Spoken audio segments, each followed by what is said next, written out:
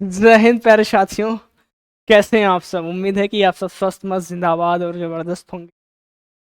आप लोगों को ना हर एक पल का बड़ा बेसब्री से इंतजार रहता है कि आखिर वो पल आएगा कब, आएगा कब। तो वो पल आ गया है। मैं बात कर रहा हूँ ओ लेवल प्रैक्टिकल, जो आपका जुलाई 2026 का स्टार्ट होने वाला है 28 तारीख से। उसका लाइव इंटरफेस नीलेट बोर्ड द्वारा कर दिया गया है कि आपका एग्ज़ाम कैसे होगा, किस पैटर्न पर होगा और कितने नंबर के एक प्रश्न बनेंगे। सारी डिटेल जो है नीलेट के साइट पे अपडेट कर दिया गया है।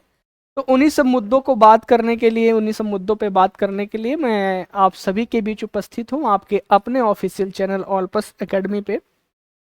बाकी आगे मैं क्या कहने वाला हूँ आप लोग खुद समझदार है ना। तो चलिए सीधा सीधा हम लोग ऑफिशियल नोटिस की तरफ रुख करते हैं और समझने का प्रयास करेंगे आखिर उसमें कहा क्या क्या गया है। ठीक है, आइए सीधा सीधा हम लोग चलते हैं उस नोटिस की तरफ, है ना। चलिए, आइए आइए देखिए, इसको समझते हैं। सबसे पहला जो प्रश्न है ना भाई, कि समय अवधि कितनी है। तो समय अवधि की बात किया जाए, कितना है? 50 मिनट का टोटल आपका पेपर होने वाला है। टोटल कितने मिनट का? 50 मिनट का आपका पेपर होने वाला है। और सबसे बड़ी बात, कोई निगेटिव मार्किंग यहाँ पर नहीं होने वाली है, यानी कि माइनस मार्किंग कोई नहीं होने वाली है। और तीसरी बात यह है कि प्रत्येक प्रश्न 40 अंक का होगा। कितने अंक का होगा?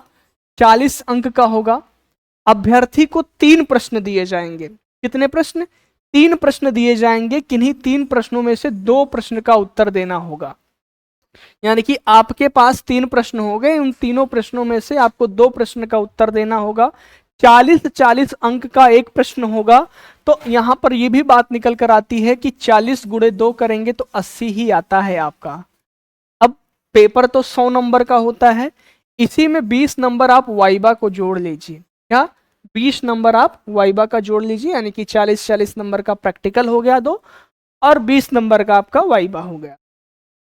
चौथी बात क्या है कि टेस्ट सुरक्षित परीक्षा ब्राउजर पर होगा, इसलिए उम्मीदवार को परीक्षा सॉफ्टवेयर विंडो से छेड़छाड़ करने की अनुमति नहीं दी जाएगी। मतलब आपको छेड़छाड़ नहीं करना है ना, चुल ना मची रहे कि मैं ब्राउजर पे ओपन हूं तो जाके कुछ और सर्च करके उत्तर नहीं आ रहा तो सर्च करके लिख लूं। तो ऐसा नहीं करना है, आपको ब्राउजर से छेड़छाड़ नहीं करना है। अगर ऐसा आप करते हैं तो उम्मीदवार लॉग आउट हो जाएगा, और यदि समय शेष है तो परीक्षा के लिए पुनः लॉगिन करना आवश्यक होगा। एक बात यहीं पर आपके लिए प्लस पॉइंट है, अगर आप एक दो बार छेड़छाड़ करते हैं तो आप लॉग आउट हो जाएंगे, लेकिन अगर 50 मिनट से पहले का समय बचा हुआ तो आप पुनः उसे लॉग इन कर सकते हैं, लेकिन छेड़छाड़ नहीं करना है। आई बात समझ में? अगली बात क्या है? अगली बात ये कह रहा है कि कोडिंग बेस्ड टेस्ट, जैसे आपका P4 PR4, यानी कि जो आपका फोर्थ पेपर होता है ना, फोर्थ पेपर के लिए कैंडिडेट को एडिट विंडो में कोड लिखना होगा। अब कंपाइल कोड पर क्लिक करना होगा। कोड का जो सिंटेक्स होगा, एरर की जांच की जाएगी। कंपाइल के बाद आपका क्या होगा? कनेक्ट करेगा। इसके बाद कोड का नाम देंगे, नया टैब आएगा। यहां पर एक बात लिखी गई है कि आपको पता होगा कि फोर्थ पेपर में आपको आर्डिनो की आवश्यकता होती है। आर्डिनो ओनो जो सर्किट होता है उसकी आवश्यकता होती है। वहां पर आपको सर्किट नहीं दिया जाएगा, उसका इस्तेमाल नहीं करना है। केवल कोड रन करा के कंपाइल कर देना, यानी कोड आपने टाइप किया उसको कंपाइल करा देना है। आई बात समझ में? तो आपको सर्किट नहीं दिया जाएगा। एक एक बातों को ध्यान से देखिए, समझिए, क्योंकि 50 मिनट का ही आपके पास वक्त है। उसी 50 मिनट में सावधानी बरतते हुए करना है।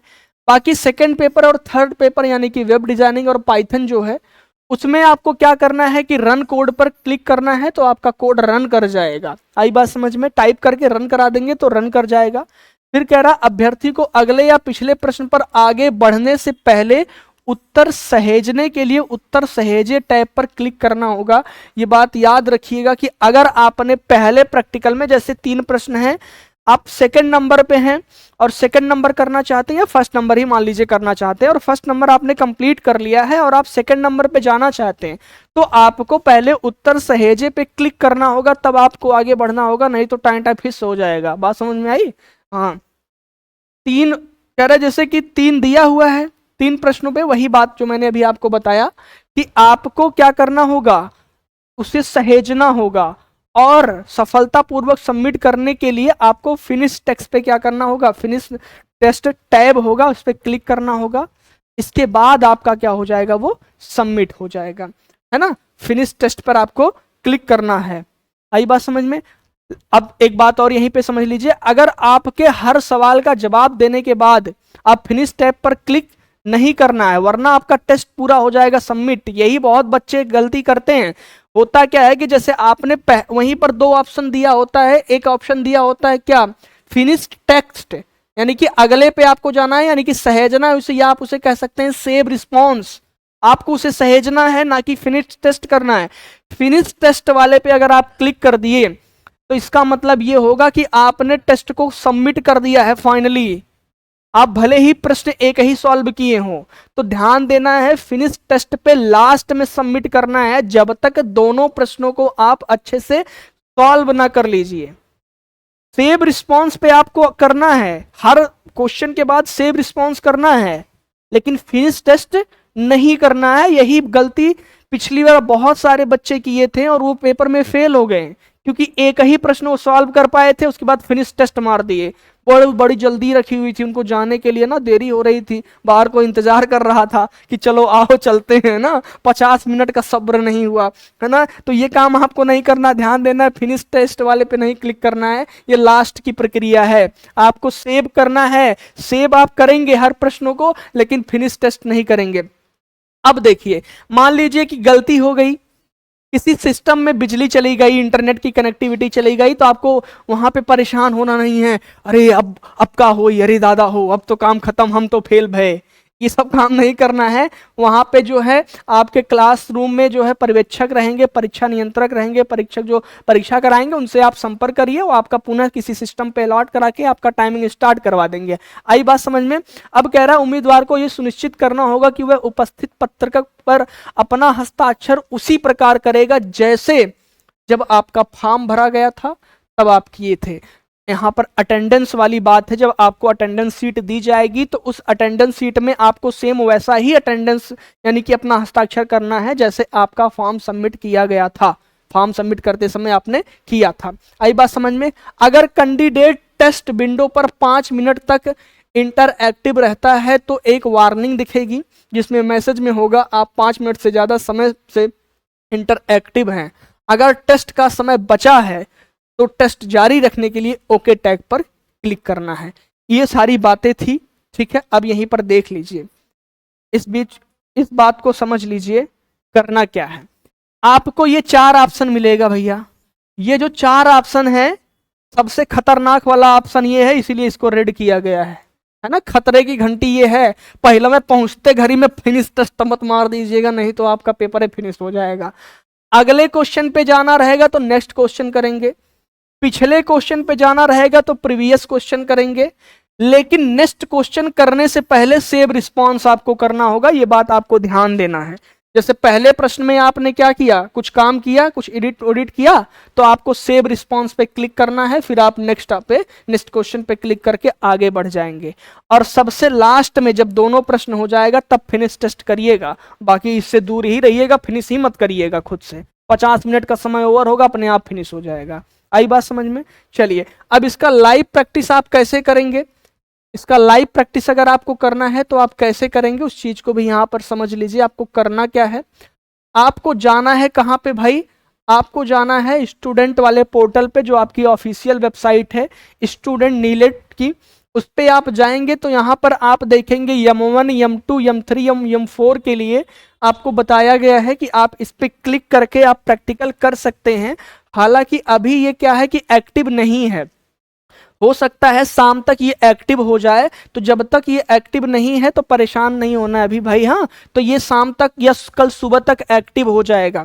यहाँ पर चारों पेपर के दिए गए हैं और जिसका जो पेपर होगा उस पेपर पे वो क्लिक करेगा और सिंपल सा आपको क्या करना है कि आपको मोबाइल नंबर डालना है। अब यहाँ ये नहीं जरूरी है कि आपके रजिस्ट्रेशन में जो मोबाइल नंबर पड़ा था वही डालना है, आप कुछ भी मोबाइल नंबर डाल दीजिएगा, xyz@gmail.com ईमेल आईडी डाल दीजिएगा, उसको लॉगिन करिएगा। उसके बाद आपका ये पोर्टल ओपन हो जाएगा और वहां पर जाके बकायदा प्रैक्टिस करके देख लीजिएगा पहले ही कि किस प्रकार का एग्जाम में इंटरफेस आएगा। जैसे इसमें चारों में दिखाया गया है ठीक वही आपका इंटरफेस एग्जाम में आएगा। हालांकि अभी ये लाइव नहीं है, ये हो सकता है शाम तक या कल सुबह तक लाइव हो जाए, तो उस पे आप क्या करिएगा, जाके एक बार प्रैक्टिस कर लीजिएगा। देखूंगा कि अगर जब ये लाइव हो गया तो मैं खुद आपको लाइव करके दिखा भी दूंगा। बाकी आप लोग भी क्या करिएगा, इसको चेक करते रहिएगा, जैसे ही लाइव होगा आपके मोबाइल में ये खुल जाएगा, इस चीज को कर लीजिएगा।